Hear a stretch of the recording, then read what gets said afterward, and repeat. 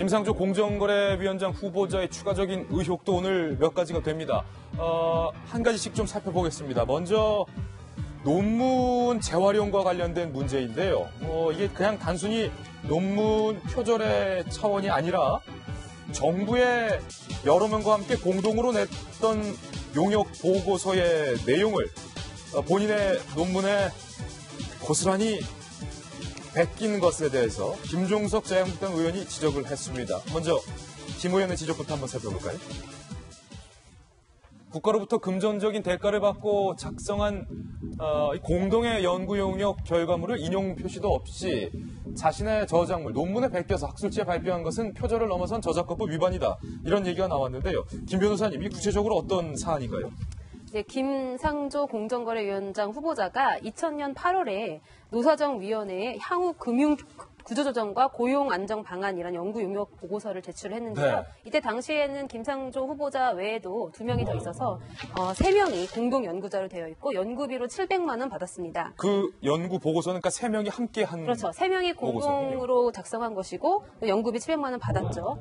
그리고 그로부터 4개월 후에 2000년 12월 달에 산업노동연구에 실린 그 최근 금융시장 동향과 2차 금융구조조정이라는 그 논문을 게재하면서 요거는 단독 명의로 게재를 했는데 문제는 이 논문의 서론 중 2055자 중 정부 보고서와 다른 것이 딱 12글자 뿐이었다는 겁니다. 그럼 2043자는 정부 보고서랑 똑같다는 거군요? 네, 완전히 동일했다는 거죠. 본론 목차와 세부 내용도 거의 동일했고요. 또 정부 보고서에 없던 도표 1개만 따로 이렇게 추가되었을 뿐입니다. 그리고 김 후보자는 논문 말미에 이제 참고 서적을 레퍼런스를 이제 적으면서 그렇죠. 거기에 정보 보고서 이름은 뺐습니다. 뺐군요. 예.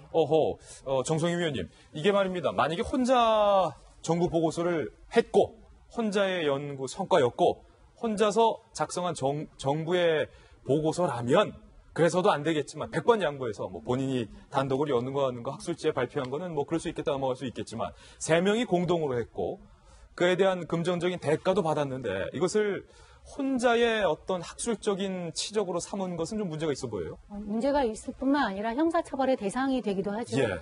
그러니까 내가 정부 보고서에서 했던 그 논문의 내용을 갖다가 다른 데다 그대로 낸다. 이게 이제 유명한 자기 표절 아니겠습니까? 내가 여기다가 썼던 걸 그대로 해서 다른 데 냈다. 이게 자기 표절이라고 하실 언론이 만든 용어인데 그걸로도 지난번에는 이제 노무현 정부에서 김병준 총리 후보자가 낙마를 했습니다. 그래서 당시에 언론에 이제 검증이 좀 과도했다. 그런 반성까지 나온 대목인데요. 요거는 이제 그 자기 표절이 아니라 공동으로 했던 그 논문의 보고서를 뭐 다른 사람들이 허락을 받았는지 안 받는지는 기사에는 나오지 않았지만 본인의 이름으로 다른 보고서에 냈다는 것이니까 이거는 분명히 표절이고요. 또 한 가지 쟁점은 뭐냐면 정부 보고서입니다. 정부서가 돈을 받고 받은 보고서인데 그 보고서의 저작권은 사실 정부에 있는 것이죠.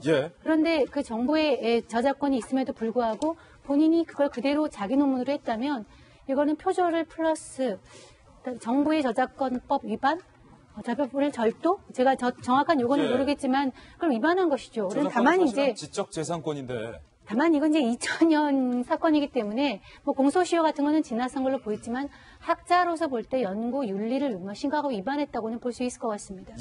또 하나의 의혹이 있습니다. 김상조 후보자의 부인이 공립고등학교에서 영어 강사로 5년간 영어 강사로 활동을 했던 것에 대해서 여러 가지 지금 특혜 논란이 제기되고 있는데요. 뭐 세금 탈루와 관련된 논란도 어제 보도해 드렸는데 문제는 합격할 당시에 자격이 한참 모자람에도 불구하고 3명의 심사위원 중 2명에게 무려 2영역에서 계속해서 만점을 받았다라는 것입니다. 이 대목이 좀 석연치 않습니다. 함께 보시죠.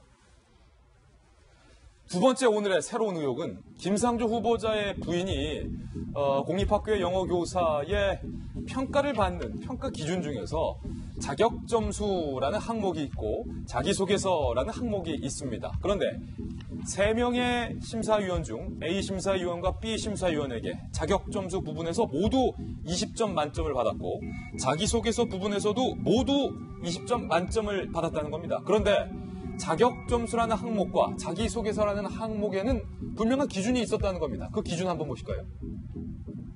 자격점수 항목에서 만점을 받으려면 초, 중, 등 2급 영어 정교사 이상 혹은 교원 자격증 소지자 혹은 영어 모국어 국가 정교사 자격증 소지자. 그런데 부인인 조모 씨 같은 경우에는 사회역사 과목의 중등 정교사 자격증만 소지했다는 겁니다. 그러니까 도대체 이 자격점수 항목에서 만점을 받을 만한 기준을 충족시키지 못했다. 그럴 자격이 안 되는데도 불구하고 자격점수를 받았다는 겁니다. 그리고 조금 전에 CG를 다시 한번 볼까요?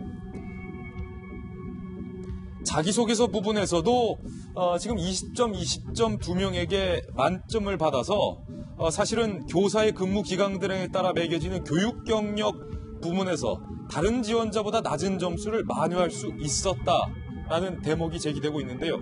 김병민 박사님, 이거 뭐 토익 점수 미달도 예전에 나왔지만 이것은 두 명의 심사위원이 뭔가 의도를 갖고 20점 만점을 줄 수 없는 분에게 준 것 같아요.